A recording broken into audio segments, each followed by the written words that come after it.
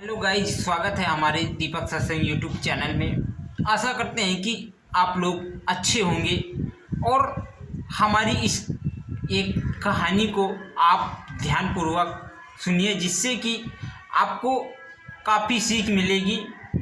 तो दोस्तों, मनुष्य जो जैसा है वो हम जैसे हैं अच्छे ही हैं। भगवान से हमें प्रार्थना करना चाहिए कि हे भगवान, हम जैसे हैं अच्छे ही हैं और अच्छे हम बने रहें। क्योंकि जब हम लोग किसी अपने से किसी बड़े व्यक्ति को देख लेते हैं, जो व्यक्ति हमसे ज़्यादा पैसा वाला होता है, अगर उस व्यक्ति को हम लोग देख लेते हैं तो हम लोग सोचते हैं कि ये व्यक्ति मज़े में है और इसके पास पैसा ज़्यादा है। काश मैं भी ऐसा ही पैसे वाला होता तो मैं बहुत ऐश करता, बहुत मज़े में रहता। क्योंकि इसके पास पैसा है इसीलिए ये मज़े में है। तो दोस्तों, जिसके पास पैसा होता है तो ज़रूरी नहीं कि वो व्यक्ति अच्छा ही हो, मज़े में ही हो, उसके पास सारी सुख सुविधाएं हों। क्योंकि हम जैसे हैं अपने लिए अच्छे ही हैं। क्योंकि आप कभी भी सोचिए कि हम जैसे हैं तो कोई व्यक्ति भी हमारे बारे में सोचता होगा कि इनके पास इतना है, काश मैं भी ऐसा ही होता, इतना मेरे पास भी होता तो मैं बहुत अच्छा होता। तो दोस्तों, हम आपको एक कहानी के माध्यम से सुनाने जा रहे हैं।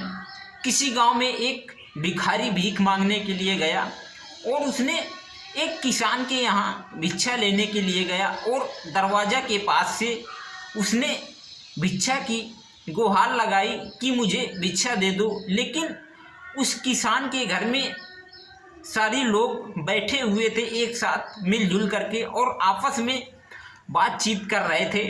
तभी किसान सोचने लगा कि लगता है कोई मेरी आवाज़ नहीं सुन पाया, और किसान दरवाजे की खिड़की से देखता है अंदर की तरफ तो सारे लोग मज़े में बैठे हुए थे और एक दूसरे से आपस में बातचीत कर रहे थे और हंसी मजाक भी चल रही थी। क्योंकि वो लोग सारे परिवार के एक साथ में बैठे हुए थे। तो उसे महात्मा को लगा कि भिखारी को लगा कि ये लोग कितने मज़े में हैं और काश मैं भी इतने ही मज़े में होता तो मुझे ये भीख भी नहीं मांगनी पड़ती।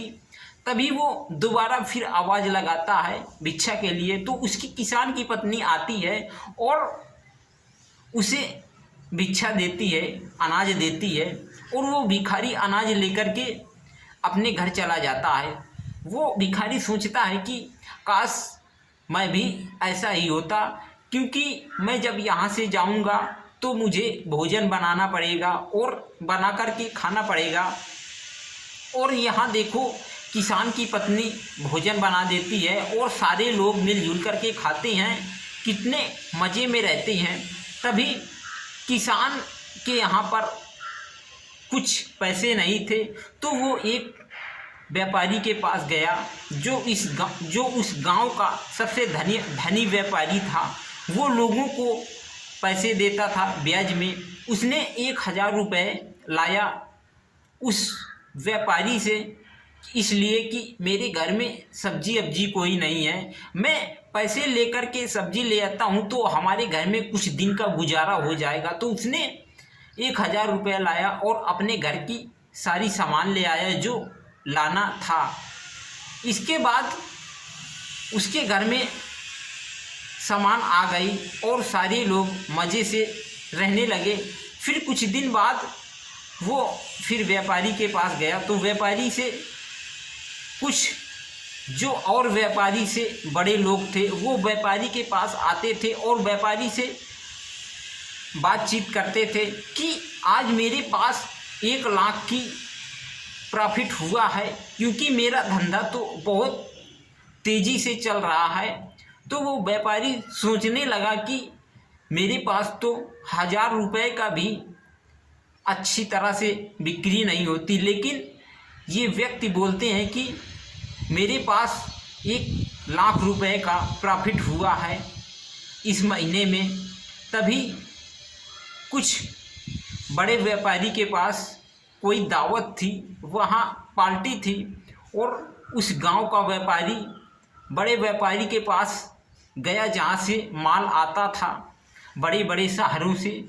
वो व्यापारी गया वहाँ दावत के लिए, और वहाँ दावत में देखता है कि एक से एक बड़े लोग हैं, कमिश्नर, विधायक और सांसद, बड़े बड़े लोग हैं।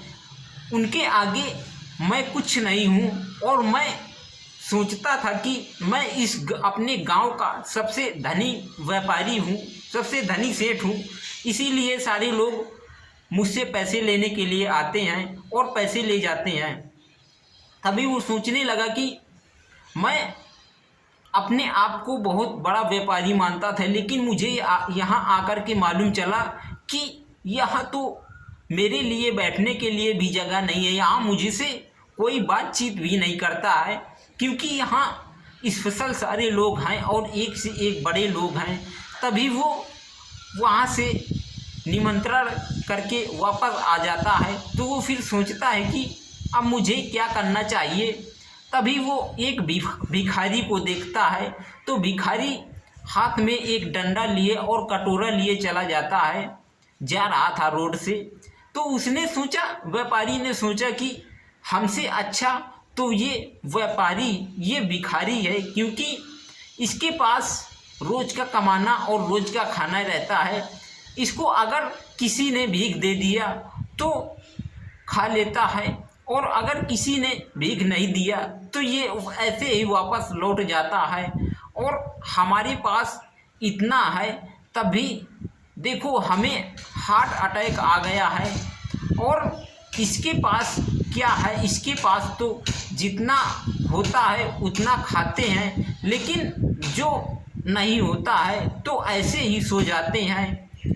और हमारे पास इतना धन है, इतनी दौलत है, तब भी हम चैन से नहीं रह पाते हैं। तो इसीलिए हमें भगवान ने जितना दिया है उतने में हमें संतोष करना चाहिए कि भगवान ने हमें जो दिया है अच्छा ही दिया है। हमें जो भगवान अगर जितना दिया है अच्छा दिया है, अगर इतना भी हमें भगवान नहीं देता जितना हमारे पास है तो हम क्या करते। लेकिन हम लोग सोचते हैं, बड़े लोग, अपने से बड़े लोग को जिसे देखते हैं तो उसे सोचते हैं कि इसके पास हमसे ज़्यादा है, ये हमसे ज़्यादा मज़े में है। लेकिन आप लोग सोचिए कि जितना आपके पास है उतना और जो आपसे छोटे लोग हैं उनके पास नहीं है। वो भी कभी सोचते हैं कि शायद हमारे पास भी इतना होता तो काश हम अपनी ज़िंदगी कितनी आराम से जी पाते, और हम ऐश करते, आराम करते और इधर उधर घूमते। तो इसीलिए भगवान ने हमें जितना दिया है उतने में ही हमें संतोष करना चाहिए, क्योंकि हमारे जितना हम कर्म करते हैं, आपकी जितनी सोच होती है उतना ही हम अपने कार्य को आगे बढ़ाते हैं, और जितना हमारे भाग्य में लिखा होगा उतना ही हमें मिलेगा। और भाग्य का लिखा बदल जाता है, क्योंकि जब आदमी के पास कुछ खाने के लिए नहीं होता है तो वो व्यक्ति सोचता है कि शायद हमारे भाग्य में खाने के लिए भोजन नहीं होगा, इतना ये कुछ नहीं होगा। इसीलिए भगवान हमें आज भूखा ही लगता है सुला देंगे, लेकिन जब आप मेहनत नहीं करोगे, परिश्रम नहीं करोगे तो आपके पास कहाँ से पैसा आ जाएगा। भाग्य का लिखा हुआ सच होता है, लेकिन आप अगर मेहनत नहीं करोगे तो आपका भाग्य साथ नहीं देगा। आपके पास भोजन है लेकिन आप अगर उसे खाओगे नहीं तो अब उसमें भाग्य का क्या दोष है, क्योंकि जब हम कोई कर्म करेंगे तभी हमारे पास भोजन आएगा। अगर हम अपने खेत में फसल बो दिया तो उसे अगर काटने नहीं जाएंगे तो वो अपने आप से थोड़ी नहीं कट जाएगी, और हम अपने भाग्य को लिए बैठे रहते हैं कि हमारे भाग्य में जितना होगा उतना हमें मिलेगा। क्योंकि हम जब उसे काटेंगे नहीं और काट के घर में नहीं लाएंगे तो वो हमारे पास अपने आप से थोड़ी नहीं चल के आएगा, और हम लोग अपने भाग्य को दोष देते हैं कि भगवान ने हमें कैसा बनाया है कि इतने गरीब घर में हमारा जन्म हुआ है। वो तो आपके कर्म के अनुसार आपका जन्म होता है कि अगले जन्म में आपने क्या किया है उसी प्रकार आपका इस धरती पर जन्म होता है। जिस बनने लायक आप होते हैं मानव, तो भगवान उसी हिसाब से आपको जन्म देता है। प्राकृतिक उसी प्रकार से भगवान जन्म देता है।